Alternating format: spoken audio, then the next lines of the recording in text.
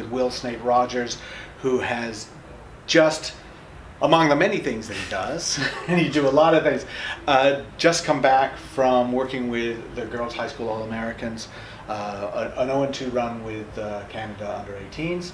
And I wanted to talk to you, Will, a little bit about where we are with the girls' national high school All-American program, the juniors in high school.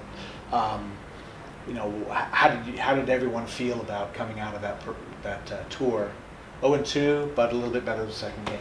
Well, 0-4 if we go with the combine the juniors and the high schoolers, and I think it's really important that we consider those guys like under one blanket, because that's how we kind of look at it, and providing the opportunities to those players.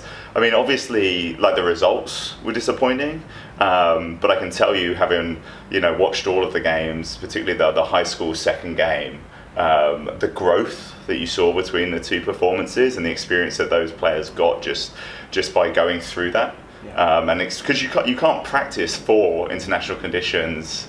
It's a unique experience. You can try and prepare people for it, but being in that environment, learning from that, being under the pressure that gives you, is something the players have never been through before. And I think you saw the growth, and they were a lot closer that second game.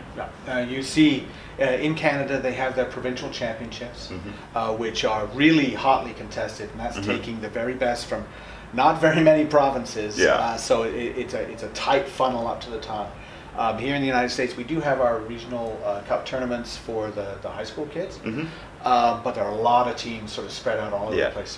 So would it be fair to argue that it's a bigger jump from select side in the United States to that national team and that international game on physicality and the demands of it than it is in Canada? Well, familiarity with the people you're playing with for a start is a huge thing, and that can't be underestimated. And Canada do have that advantage that they're playing regionally with each other and more competitively within those regions more often. I mean, we're trying to bridge those gaps. I do think it's a competitive advantage that Canada have, but with the regional competitions, I think those are really important. I think that the more players and the more clubs contributing to those is going to grow the game and make it more competitive.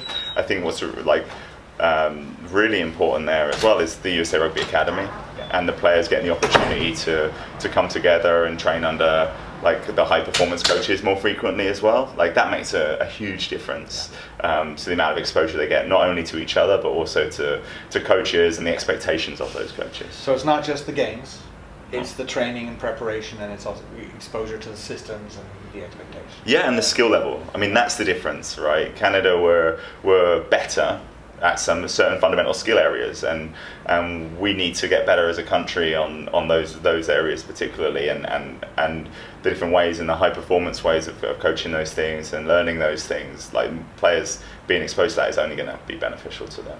Is there something that that we need to get better at as a nation for young women's rugby, whether it's whether we need more Type 5 players, or whether it's physicality, or whether it's skill level? Is there something at the top of your list?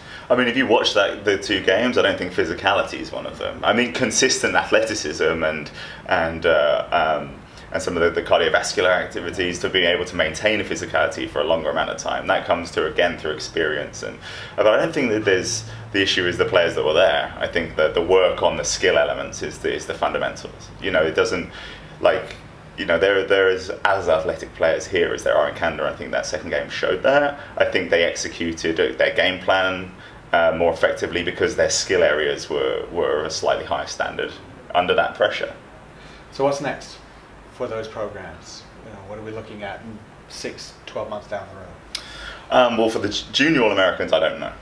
I think it's going to determine a lot on who's in charge of the senior women's game here.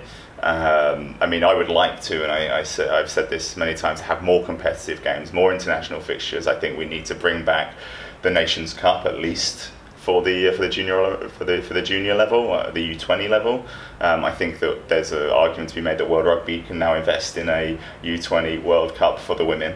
I think that the success of the Women's World Cup has shown that there is an appetite for that and a need for that. And then working down from the high school is, again, more consistent competition.